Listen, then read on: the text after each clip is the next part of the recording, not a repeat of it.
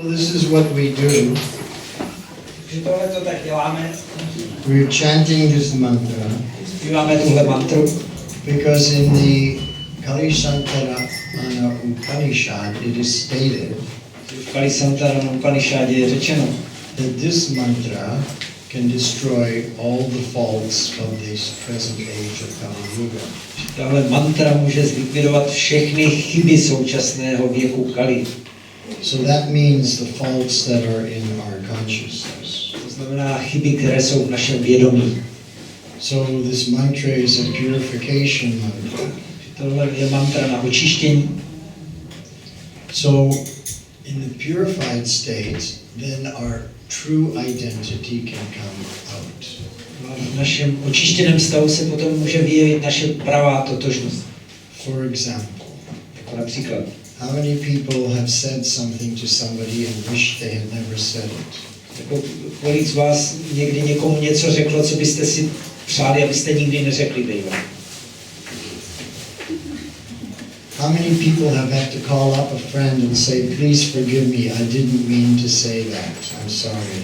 Kolik z vás zavolalo potom příteli, promiň, já jsem to tak nemyslel, já se ti omlouvám, je mi to líto. So why does that happen? Proč se to teda stalo? Why do we say things we don't mean? Proč něco říkáme, co vlastně ani nechceme?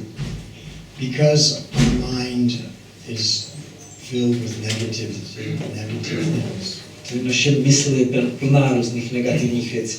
And this negativity in our consciousness means that our true self cannot be coming out all the time. A potom ta negativita v našem vědomí způsobuje, že se nemůže pořád vyjevovat naše pravé já, kdo vlastně jsme. I want to be a loving person. Já chci být milující člověk. And give my best affection to every person. Dávat každému to nejlepší. I don't want to give anger to people. Já nechci se na lidi hněvat. I don't want to give envy. Nechci být závistivý. I don't want to experience or to give out prejudice. A nechci ze sebe vyjevovat nějaké předsudky. But why are these things coming out if I don't want them? Ale proč z nás takové věci vycházejí, když to nechci? Against my will, I'm thinking negative things about people. Proti své vůli uvažuju o druhých negativně. And then saying negative things to people. Potom mi lidem říkám něco negativního. But that's not me. A to nejsem já. I'm a good person. Já jsem dobrý člověk. I only want to give the best to people. Já chci lidem dávat jenom to nejlepší. So the problem is the negativity that's in our consciousness for many, many lifetimes. Problém je ta negativita, kterou máme ve vědomí už po mnoho životů. So the pure love that's in our heart is not coming out purely. A pak ta čistá láska, kterou máme v srdci, nevychází ven čistě. It's coming out as lust, anger, Vychází jako chtíč nebo hněv. as greed, as envy, Jako chamtivost a závist. as pride and as prejudice. Jako pýcha a předsudky. So it's just like when you're driving on the street. To je jako když jedete po ulici. You see red light and sometimes you see green light. Někdy svítí červená, někdy zelená. But the light is always white. Ale je to pořád světlo. All light is white. Nebo všechno světlo je ve skutečnosti bílé. But when you put a red filter in front, then you see red light. Ale když se před to dá červený filtr, tak svítí červená. When you put green filter in front, you see green light. Když se dá zelený filtr, svítí zelená. But behind the filters is just white light. Za tím filtrem je pořád jenom bílé světlo. So we have these negative filters in our heart. Tak my máme tyhle negativní filtry v srdci. And behind the lust, behind the anger, behind the greed, behind the envy is just pure love. Za tím chtíčem a hněvem a chamtivostí a závistí je jenom čistá láska. But as long as these things stay in our consciousness, then they're going to come out. Ale dokud tyhle věci jsou v našem vědomí, tak potom se budou projevovat i navenek. And instead of having love with people, I'm going to have fight with people. Místo, abych s lidmi projevoval lásku, tak s nimi bojuju. And then I have to call them up the next day. Please forgive me, I didn't mean what I said yesterday, I'm sorry. Pak jim druhý den musím volat, promiň, já jsem to nechtěl včera říct, já se omlouvám. So we've all experienced this. Takže všichni jsme to zažili. That's the problem. To je ten problém. What is the solution? Teď jaké je řešení? The solution is chanting this mantra. Řešení je zpívat tuhle mantru. By chanting this mantra, we purify the consciousness. Zpíváním mantry očišťujeme vědomí. And we extinguish all these negative things so that they're reduced to practically zero. A vymazáváme tyhle negativní věci, aby z nich nezbylo prakticky nic.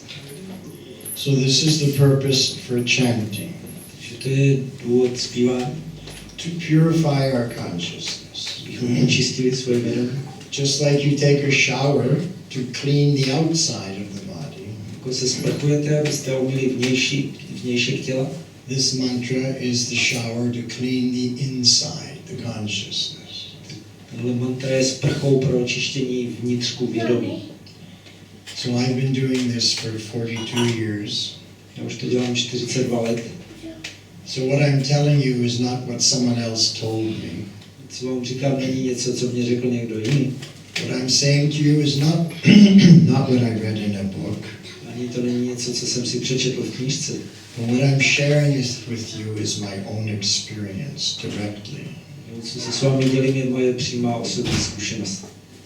And I'm sure that if that mantra could have a positive effect on me, it can have a positive effect on anybody. Já jsem si jistý, jestli ta mantra mohla mít pozitivní účinky na mě, tak už bude mít pozitivní účinky na kohokoliv. So we simply request that you take advantage of this mantra. Takže vás žádám, abyste téhle mantry využili. Chant it with sincerity, Zpívali s upřímností, with feeling, procítěně. and you will see a result, a change in your life for the better. Pak uvidíte, že se váš život bude měnit k lepšímu. So that's my message for today. Takže to je moje dnešní poselství. Take shelter and chant this mantra and see the result yourself. Že zpívejte tuhle mantru, hledejte v ní útočiště a sami uvidíte výsledky. This is not based on faith. To není na základě jenom víry, It's not based on understanding. ani na základě nějakého pochopení. It's like love. To je jako láska, You experience it. že to zažíváte. So this is something experiential. Že to je něco k zažívání. And if you do it right, you get the result. Když to budete dělat dobře, tak budete mít výsledky. And if you do it wrong, you won't get the result. Když to budete dělat špatně, tak nebudete mít výsledky. Is that logical? Je to tak logicky? Is that fair? To je fér? Thank you very much. Are there any questions? Děkuji mnohokrát. Máte nějaké otázky?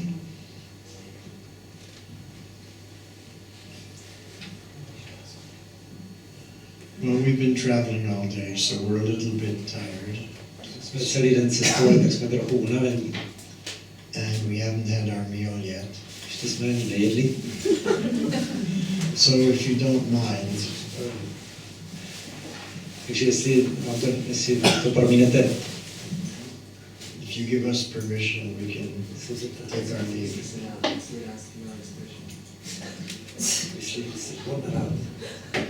His question is whether you like to sing in the shower. Everybody likes to sing in the shower. Každý rád zpívá ve sprše. There's two reasons why everybody likes to sing in the shower. Má dva důvody, proč každý rád zpívá ve sprše. Number one, because there's nobody there. První je, že tam nikdo jiný není. So I can just express myself, not be inhibited. Takže se můžu prostě dát průchod prostě svým výrazu a necítit se trapně. The second reason, it sounds good in the shower. To spíše taky dobře zní. Sounds much better in the shower than in anywhere else. Ve sprše to zní mnohem líp než kdekoliv jinde. And because no one's there and because it sounds good, I feel very happy to chant in the shower. Takže nikdo tam není, zní to dobře, takže velice rád zpíváme sprše. So everyone can experience this. To si taky může každý vyzkoušet a zažít. But you have to be happy. Ale musíte být šťastní. If you're in stress and anxiety, you can't sing. Jestli jste plní stresu a úzkosti, tak nemůžete zpívat. If you're in melancholy or lamentation, you can't sing. Jestli jste smutní, prostě naříkáte, tak nemůžete zpívat. So we want to be happy, Takže my chceme být šťastní joyful. a radostní. That's how we sing in the shower. A tak si zpíváme ve sprše. And that's why our arms are always like this. Proto takhle vždycky zvedáme ruce. Because when we're like this, it means we're happy. Takže takhle to znamená, že jsme šťastní. We're joyful. Plní radostí, No stress. nejsme ve stresu, No anxiety. máme úzkost. But when I'm filled with stress and anxiety, Když jsem plný stresu a úzkosti, then I'm like this. tak vypadám takhle. So don't be like this. Takže nebuďte takový, Be like this. buďte takový. Thank you. Děkuji vám. Thank you.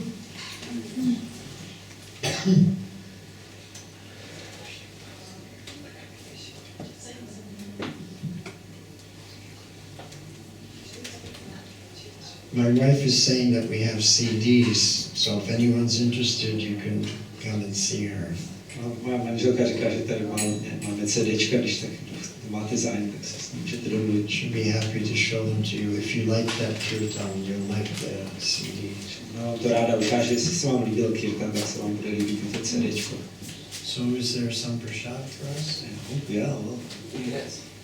Upstairs. Upstairs? So if you don't mind, if we can take our meal. S vaším dovolením bychom se šli najíst. Thank you very much. Vaiyasaki Prabhu ki. Srila Prabhupada ki. Hare Krishna.